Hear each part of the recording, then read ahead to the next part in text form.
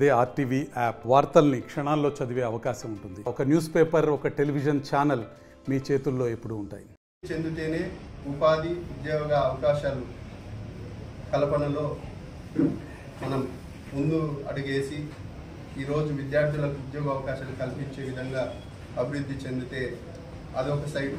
సంక్షేమం అనేది తెలుగుదేశం పార్టీలో అది ఒక మనకే గౌరవం దక్కుతుంది. తెలుగుదేశం పార్టీనే పెన్షన్ ఇవ్వడం కానీ, గృహాలు, కూడు, గుడ్డ ఇట్లా విషయాలలో పెద్దలు నందమూరి తారక రామారావు గారు, సీనియర్ ఎన్టీఆర్ గారు పార్టీ పెట్టి సంక్షేమము, పేద ప్రజలు కిలో బియ్యం 2 రూపాయలకే, ఇటువంటి సంక్షేమ పథకాలన్నీ తెలుగుదేశం పార్టీకి పేటెంట్ రైట్ అని, అట్లనే అభివృద్ధి చేసే విషయంలో కూడా ఈరోజు P4 మోడల్ తీసుకొని వచ్చినారు, పబ్లిక్ ప్రైవేట్ పీపుల్స్ పార్ట్నర్షిప్ అని. ఇది కూడా ఒక కొత్త ఒరవడి. ఈరోజు సంవత్సరంలో మన ఆంధ్రప్రదేశ్ వైపు భారత్ పెట్రోలియం కానీ, లేకపోతే సోలార్ సంస్థలు కానీ, లేకపోతే కొప్పర్తి ఇండస్ట్రియల్ పార్క్లో 2000 కోట్లతో ఈరోజు కడప జిల్లా అభివృద్ధికి మన ముఖ్యమంత్రి వర్యులు ఈరోజు ఒక బాధ్యతతో తీసుకొని కొప్పర్తిని ఇండస్ట్రియల్ పార్క్ని ఒక ఇండస్ట్రియల్ హబ్గా తయారు చేసే విధంగా తీర్చిదిద్దడం జరుగుతూ ఉంది. ఈరోజు ఈ ప్రెస్ మీట్ పెట్టడానికి ముఖ్య ఉద్దేశం, తల్లికి వందనం ఇచ్చిన మాట ప్రకారం మేము నెరవేర్చుకున్నాం. అంతేకాకుండా 2 రోజుల నుంచి ఈ గురుగు బ్యాచ్ ప్రతిపక్షాలు లోకేష్ బాబు గారిని విమర్శించడం జరుగుతూ ఉంది.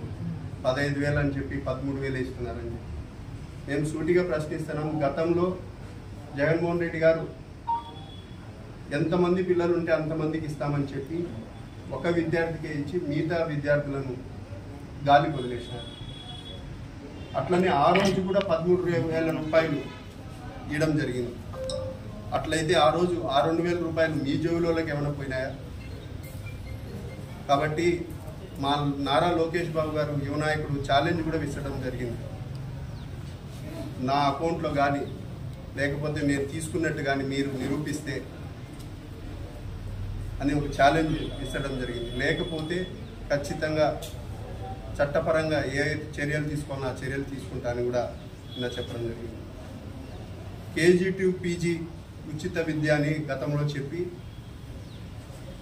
SC, ST, మైనార్టీ విద్యార్థులకు మోసం చేయడం జరిగింది జగన్మోహన్ రెడ్డి గారు, ప్రతిపక్ష నాయకుడు. కాబట్టి అన్ని విషయాల్లో చూస్తే చెప్పిన మాట ప్రకారం, ఇచ్చిన మాట ప్రకారం ప్రతిదీ చేసుకుంటూ ఏ విధంగా రాష్ట్ర అభివృద్ధి ఒక సైడు, సంక్షేమం ఒక సైడు, గతంలో చేసిన అప్పుల్ని తీర్చుకుంటూ సంపద సృష్టించుకుంటూ ఈరోజు ఒక బాధ్యత కలిగిన ఆంధ్రప్రదేశ్ పెద్ద కొడుకుగా మన నారా చంద్రబాబు నాయుడు గారు ముఖ్యమంత్రిగా వర్యులు ఈరోజు ఉంది.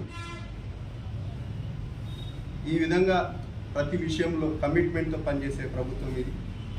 ఈరోజు పోలీస్ హరాస్మెంట్ కానీ, లేదంటే దౌర్జన్యాలు లేకోకుండా ప్రశాంత వాతావరణంలో ఈరోజు ఆంధ్రప్రదేశ్ పాలన సాగుతుందని మరొకసారి ఈ సందర్భంగా తెలియజేస్తూ,